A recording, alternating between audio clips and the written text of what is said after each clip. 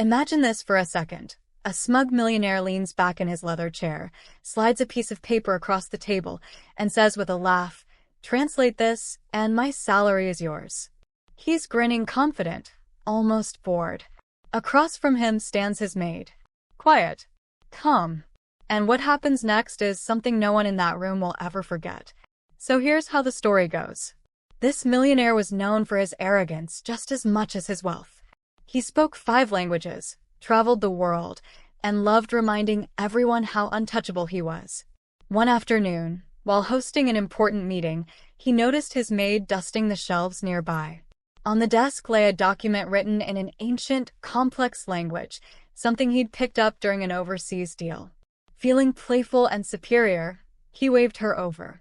He told her, half joking, half mocking, that if she could translate even a single paragraph, he'd hand over his monthly salary. The room erupted in laughter. Executives smirked. Assistants exchanged looks. Everyone expected her to smile awkwardly and walk away. But she didn't. She picked up the paper. And this is where everything changed. Her eyes moved calmly across the page. No hesitation. No confusion.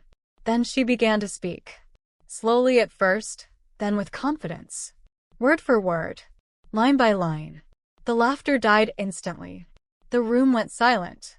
The millionaire sat up straight. His smile faded. His jaw tightened. She didn't just translate it. She explained the meaning behind the phrases, corrected a mistake in the original interpretation, and even pointed out a clause that could have cost him millions if he'd signed the deal as it was. By the time she finished, you could hear a pin drop. The millionaire's jaw dropped. He stared at her like he was seeing her for the first time. And maybe in that moment, he was. Turns out, the maid had once been a professor. Political unrest forced her to flee her country. Degrees meant nothing without papers. Survival mattered more than pride. So she cleaned floors, listened quietly, learned who underestimated her. The millionaire stood up. Slowly. He didn't laugh this time. He apologized. Right there, in front of everyone. And yes, he kept his word. But the salary wasn't the real reward. He offered her a position as a consultant. A seat at the table instead of standing beside it. And the most powerful lesson of all echoed through that room long after the meeting ended. Never measure someone's worth by their job title. Never assume silence means ignorance. And never laugh too quickly, because sometimes the quietest person in the room is the smartest one there. The room was filled with the soft hum of quiet confidence, the kind that only comes from money and power. The millionaire sat at the center of it all, relaxed in his custom chair, fingers tapping lazily against a polished wooden desk that cost more than most people's yearly income. Around him stood well-dressed executives, assistants holding tablets, and an unspoken agreement that this man's word was final. He had built his empire on deals, dominance, and the belief that he was always the smartest person in the room. That belief showed in the way he spoke, the way he smiled, and especially in the way he looked at people he considered beneath him. On that particular afternoon, an important document lay open on his desk. It was written in a rare foreign language, one he loved to brag about knowing. The language itself was complex, filled with symbols and phrasing that intimidated even experienced translators. He had already skimmed through it earlier, feeling proud of himself for understanding most of it, though a few parts still puzzled him. To him, that didn't matter. What mattered was the opportunity the moment presented. As he leaned back, his eyes drifted across the room and landed on the maid. She was quietly dusting the shelves, moving carefully so as not to interrupt the meeting. Her uniform was simple, her presence almost invisible, exactly how everyone expected her to be. She had been working there for months, maybe years, and no one had ever asked her more than basic instructions. In that moment, the millionaire smirked, an idea forming that he clearly found amusing. He called her over, his tone playful but sharp, loud enough for everyone to hear. The room paused. Conversation stopped. All eyes turned toward her as she approached, head slightly lowered, hands folded in front of her. The millionaire picked up the document, waved it lightly in the air, and laughed. He made a joke about how difficult the language was, how even highly paid experts struggled with it.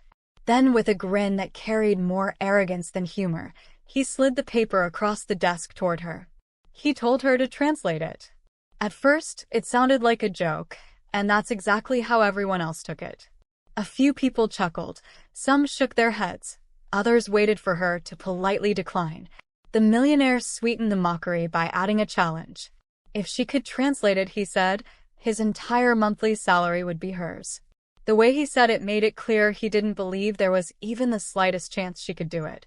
To him, it was harmless entertainment, a way to show his dominance without lifting a finger. The laughter grew louder. Someone muttered something about impossible odds. Another executive leaned back, amused by the scene unfolding. No one expected the maid to feel anything other than embarrassment.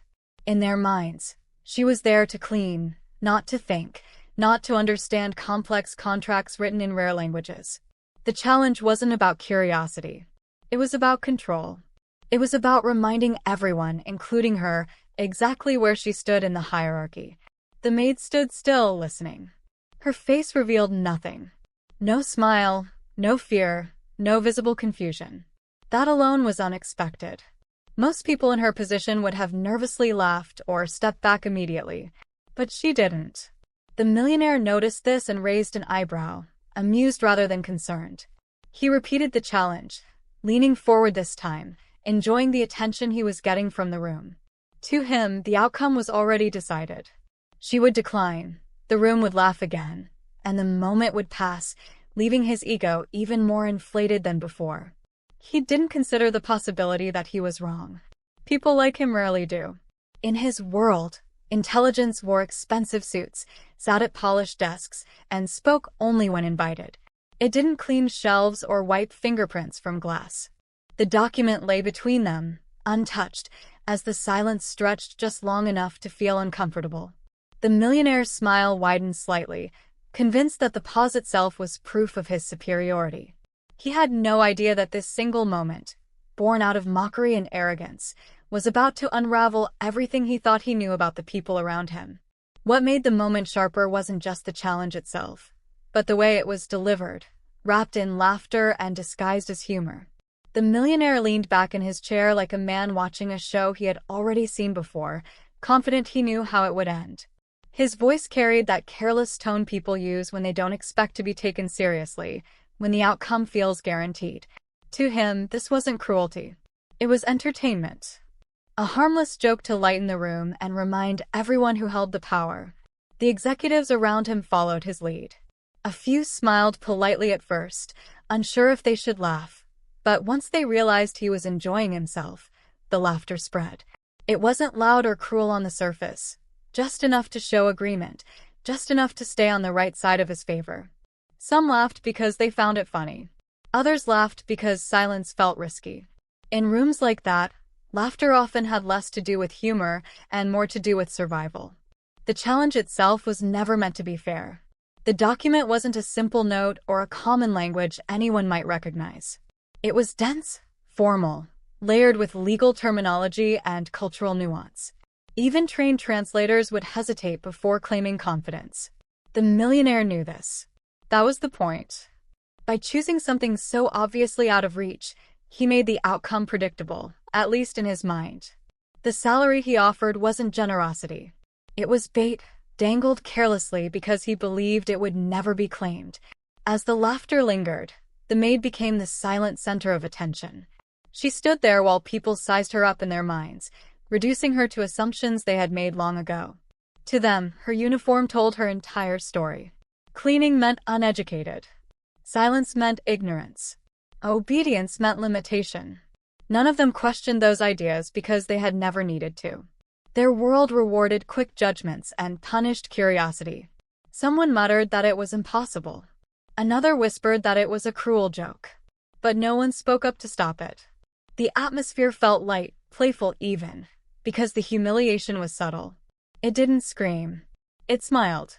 The millionaire watched her closely, expecting embarrassment to wash over her face. He expected her to laugh nervously, maybe shake her head, maybe apologize for not understanding. That reaction would have sealed the joke perfectly. He repeated the offer again, slower this time, emphasizing the reward. His salary. A number so large it sounded unreal. especially to someone in her position. He enjoyed the contrast. He enjoyed the idea of placing something so far beyond her reach right in front of her and watching her realize she could never touch it. It wasn't about money. It was about reminding her and everyone else of distance. The room waited. Seconds passed. The laughter faded into a quiet anticipation that still carried amusement underneath. People shifted in their seats. A few glanced at their phones, already losing interest, assuming the moment was over. In their minds, the silence was her answer. Silence often is, when people feel small. But the silence didn't feel empty. It felt steady. That was the first crack in the illusion, though no one noticed it yet. The maid didn't rush to excuse herself. She didn't step back. She didn't smile to soften the situation. She simply stood there, listening, absorbing the energy of the room without letting it bend her. The millionaire mistook this composure for confusion.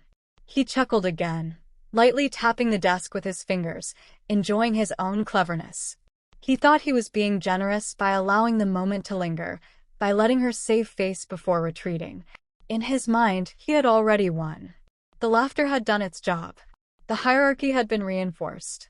The room had been reminded of who belonged where. What he didn't realize was that every laugh had revealed more about the people laughing than about the woman standing quietly in front of them. Their amusement was built on certainty, and certainty can be dangerous when it goes unquestioned. They were so comfortable in their assumptions that they never considered the possibility that the joke might turn back on them. The challenge, meant as a harmless display of superiority, had already crossed an invisible line. It had stripped away professionalism and replaced it with ego. It had turned a workplace into a stage and a human being into a prop. And while the millionaire basked in the approval of the room, believing he had created a moment of light-hearted fun, something far heavier was forming beneath the surface, something none of them were prepared to face yet. The shift began so quietly that almost no one noticed it at first. After the laughter faded and the room settled into its expectant silence, the maid reached out and took the document. The simple act alone felt out of place, as if she had broken an unspoken rule. People straightened in their chairs, not because they were impressed, but because they were surprised. This wasn't how the scene was supposed to go. She wasn't meant to touch the paper. She was meant to retreat. She held the pages with steady hands. There was no shaking, no visible nervousness, no rushed movement. That calm unsettled the room more than any argument ever could. The millionaire watched her closely now, his smile still present but slightly tighter, as if he were trying to understand whether this was confidence or confusion. To him, they looked the same when worn by someone he didn't expect much from. Her eyes moved across the text, slowly at first, scanning the symbols and phrases. Anyone paying attention would have noticed how naturally she read, how her focus deepened instead of faltering. She wasn't guessing. She wasn't searching for familiar shapes to cling to. She was reading. That distinction was subtle but powerful. The executives exchanged glances, some leaning forward just a little, curiosity beginning to creep in where amusement had been moments before. She took a breath, then spoke. The first sentence came out clear and precise. Not broken. Not hesitant. The accent was subtle, the pronunciation confident. A few people blinked, unsure if they had heard correctly. The millionaire's fingers stopped tapping the desk. His smile paused, suspended in a place that no longer felt comfortable.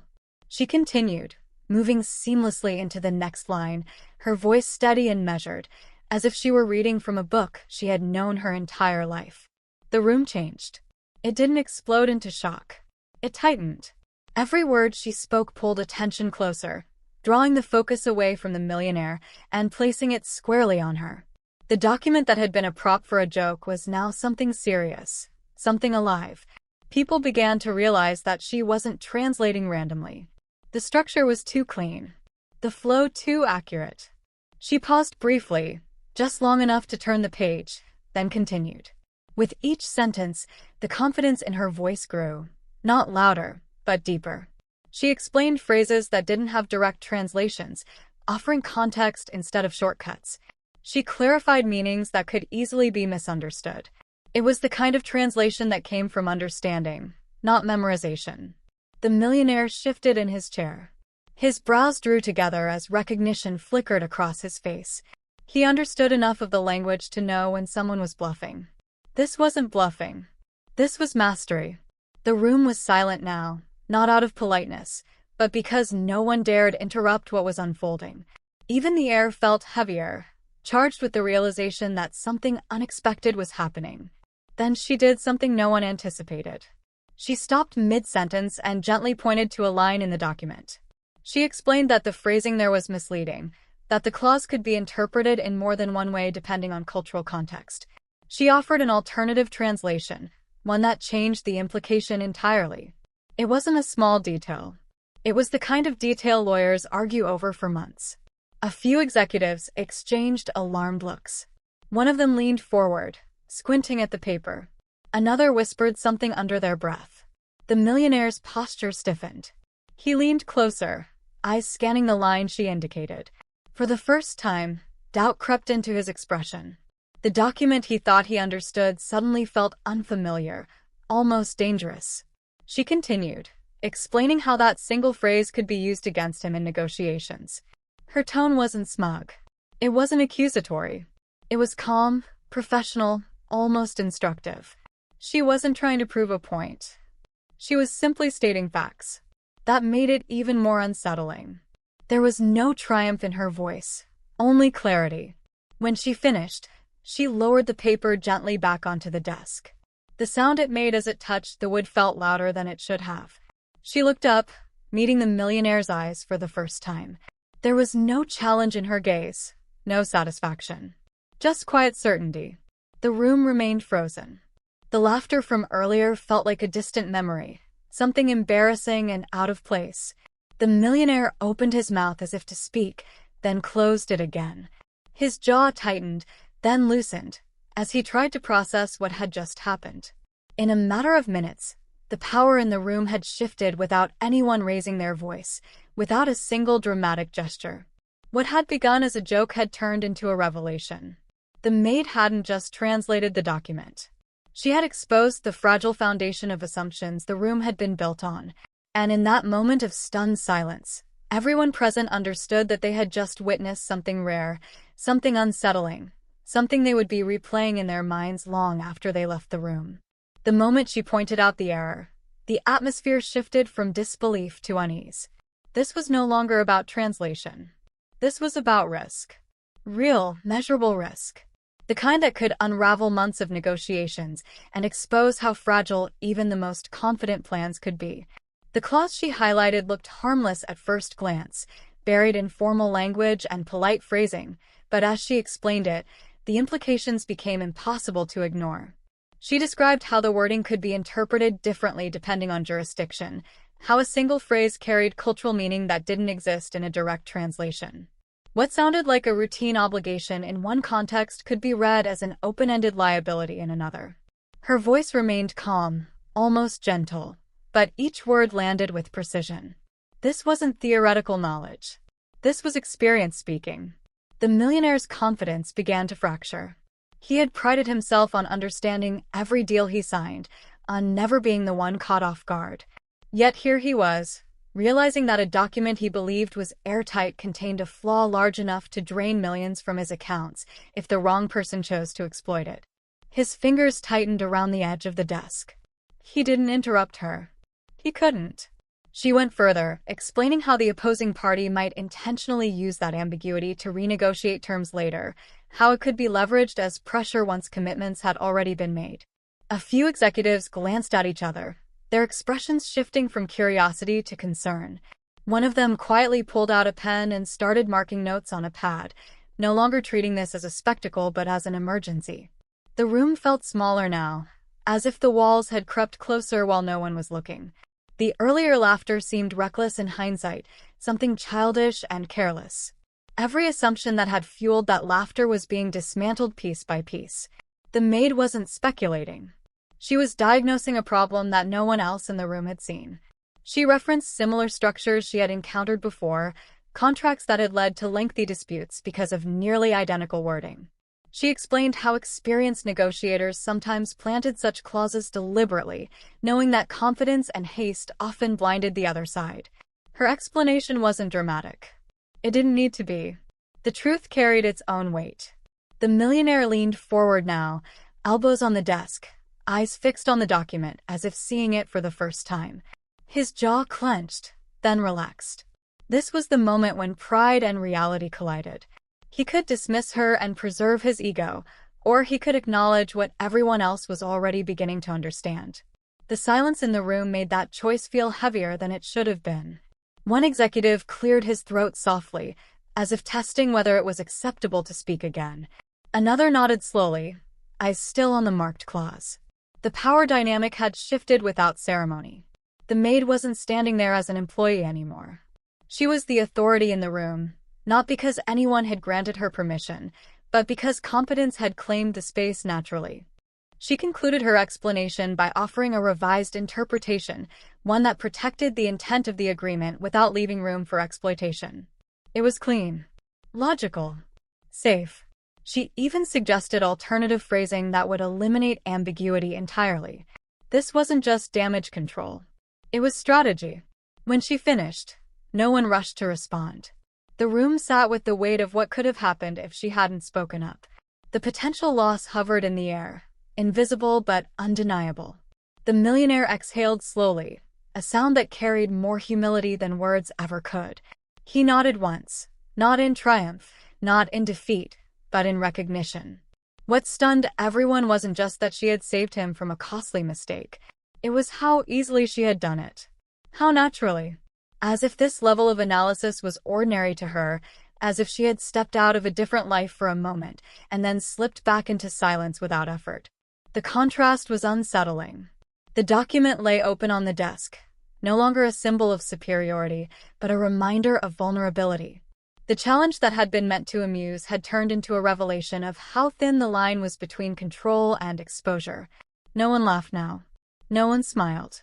The room had learned something it hadn't been ready to learn. That expertise doesn't always announce itself, that intelligence doesn't always demand attention, and that sometimes the most dangerous mistakes are hidden in places everyone assumes are safe. The silence that followed begged for an explanation, and though no one asked out loud, the question hung in the air, heavy and unavoidable. Who is she? How could a woman everyone had ignored possess knowledge that outmatched the room? The millionaire finally broke the quiet, his voice lower than before, stripped of its earlier amusement. He didn't demand answers. He asked. And that difference mattered. She hesitated for a moment, not out of fear, but out of habit. Then she spoke, not defensively, not dramatically, but simply, as if she were recounting facts that no longer surprised her. She explained that before she ever cleaned offices or polished desks, she had stood in lecture halls. She had been a professor, teaching languages, international policy, and cross-border negotiations. Words weren't just tools to her. They were systems. They carried power, history, intention. Her life had not always been quiet. She spoke of universities, conferences, debates that lasted hours. She spoke of students who challenged her and colleagues who respected her. But then she spoke of unrest, of instability that crept into everyday life, of borders closing, institutions collapsing, and choices narrowing until survival became the only priority. Credentials didn't transfer cleanly across countries. Titles meant nothing without the right documents. And safety, she learned quickly, mattered more than pride. When she arrived in this country, her degrees were questioned, her experience dismissed. She applied for positions she was qualified for and never heard back. She applied again. And again. Bills didn't wait. Hunger didn't care about past accomplishments. So when an opportunity came to work, any work, she took it. Not because it defined her, but because it sustained her. The room listened differently now. The story didn't sound rehearsed.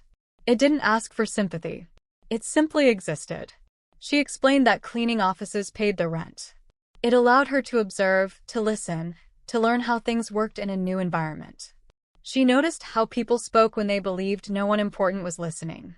She noticed how often intelligence was confused with authority, how confidence was rewarded even when it lacked substance. She never corrected anyone, never interrupted, never volunteered information that wasn't asked for. Not because she lacked confidence, but because she understood timing. She knew that in many spaces, knowledge offered too early is ignored, and knowledge offered without invitation is resented. So she waited. She watched. She kept her skills sharp in silence. The millionaire shifted in his chair as her words settled in. Every assumption he had made about her unraveled one by one. He had seen a uniform and filled in the rest of the story without effort. He had never considered the cost of that convenience. Around him, executives avoided eye contact, suddenly aware of how quickly they had left, how easily they had participated in diminishing someone they didn't know. She spoke about identity, about how quickly it can be reduced to a role when circumstances change, about how intelligence doesn't disappear when a career does, about how survival often forces people into boxes that others mistake for limits. Her voice never wavered, but there was weight behind it, the kind that comes from experience rather than bitterness. The millionaire realized then that the greatest irony of the moment wasn't that she had outperformed him. It was that she had been standing near his desk for months, perhaps years, carrying knowledge that could have benefited him long before that day. Not once had he thought to ask her name beyond what was required. Not once had he wondered what story existed beyond the surface. What struck him most was that she hadn't revealed her past to impress anyone. She revealed it because it explained the present. Because it answered a question that arrogance had created. The power in the room shifted again, but this time it wasn't sudden. It was reflective, uncomfortable, and necessary. Her past reframed everything. The challenge, the laughter, the silence. It all looked different now. The maid was no longer an exception. She was an example of how easily brilliance can be overlooked, of how often people confuse visibility with value, of how many stories exist quietly in the background, waiting not for recognition, but for opportunity. The lesson didn't announce itself with applause or dramatic gestures.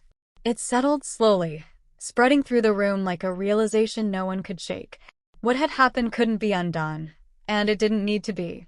The laughter, the assumptions, the careless confidence all lingered as reminders of how easily people misjudge one another. The story wasn't just about a document or a translation anymore. It was about perception and how dangerous it can be when left unquestioned. Everyone in that room had believed they were good judges of character. They worked in a world where quick assessments were necessary, where decisions were made based on appearance, titles, and first impressions. Yet, in a matter of minutes, those instincts had failed them completely. The quietest person in the room had carried the deepest understanding, and no one had seen it because no one had thought to look beyond the surface. The millionaire felt the weight of that realization more heavily than anyone else. Wealth had insulated him from being underestimated. He had grown accustomed to respect arriving before he even spoke.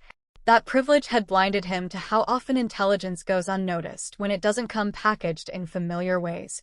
The moment forced him to confront an uncomfortable truth about himself, not as a businessman, but as a human being.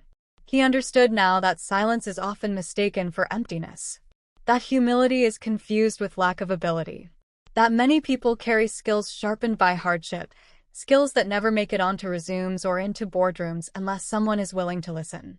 The maid hadn't demanded recognition. She had simply responded when challenged, and in doing so, she had exposed the fragility of arrogance. The executives around him felt it too. Some of them had laughed. Others had stayed quiet. All of them had participated in a system that rewarded assumptions over curiosity. They realized how often they might have dismissed valuable perspectives because they came from unexpected places. How many ideas had gone unheard because they didn't come from the right voice. The room had become a mirror, reflecting habits no one was proud of. Measuring worth by job titles felt efficient, but it was deeply flawed. Titles are assigned by circumstance, not always by capability. Roles change. Intelligence remains. The story made that impossible to ignore. What made the lesson powerful was its simplicity. There was no villain in the traditional sense. Just people behaving the way they always had, following patterns they had never been forced to question. The humiliation came not from being exposed publicly, but from realizing how narrow their understanding had been. The maid didn't need to say anything more.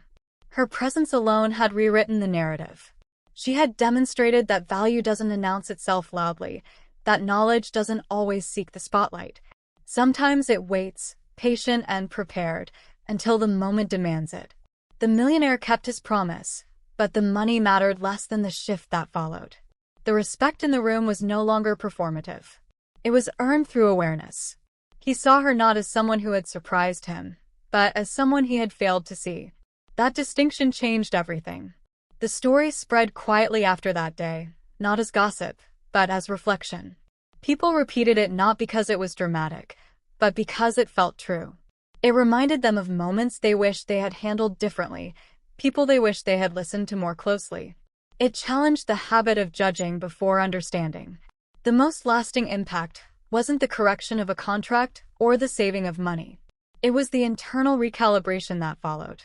A reminder that intelligence doesn't always match appearance, that potential doesn't always wear confidence, and that the people we overlook are often the ones who could teach us the most. The lesson stayed because it applied everywhere. In offices, in classrooms, in everyday interactions where assumptions quietly shape behavior. It asked a simple question without ever speaking it out loud. Who else are we underestimating? And what are we missing because of it?